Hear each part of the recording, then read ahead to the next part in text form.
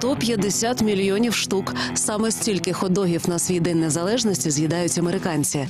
Існує більше 50 різновидів цієї страви. Усе залежить від додаткових інгредієнтів і м'яса. У Каліфорнії, наприклад, є дуже цікаві хот-доги на паличці.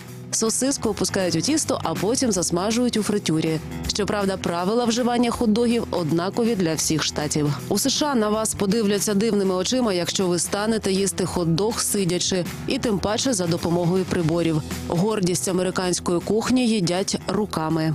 Єдиний виняток – стадіони. Найвідомішим шанувальником хот-догів є Барак Обама. За цю пристрасть він став об'єктом для постійних жартів і мемів з боку співвітчизників.